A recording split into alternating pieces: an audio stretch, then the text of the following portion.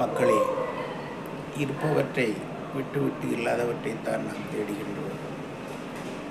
நம்மிடம் இருப்பது எல்லாமே நல்லது தான். நல்ல குடும்பம், நல்ல வாழ்க்கை,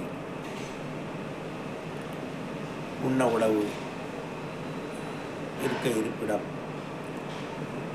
ஓரளவுக்கு நல்ல படிப்பு,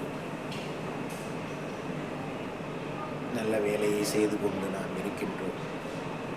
ஆனால்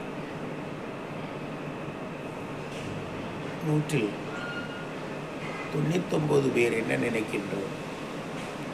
நம்மிடம் இருப்பது எல்லாம் நல்லது இல்லை, மற்றவர்களிடம் இருப்பது தான் நல்லது என்ற ஒரே எண்ணத்தில் தான் நாம் வாழ்க்கையில் நினைத்து கொண்டிருப்பதால் நாம் சந்தோஷமாக வாழ்வதில்லை. 12 மணி நேரத்தில் 11 மணி நேரம் நாம் சந்தோஷமாக இருப்பதில்லை.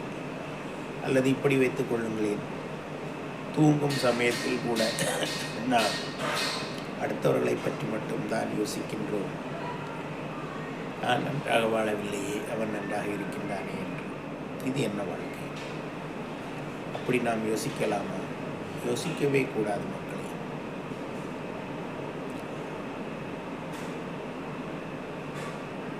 உன்னிடம் இருப்பது எல்லாமே நல்லது என்று நீ நினைத்தாலே உன்னால் உனது இலக்கை எளிதாக அடைய முடியும். ஏனென்றால் உனது எண்ணங்கள் அங்கேயும் இங்கேயும் மாறாமல், சிதறாமல், சிந்தாமல் இருந்தால் நீ எடுத்த முயற்சியில் எளிதாக நீ பெற்றுவிடலாம்.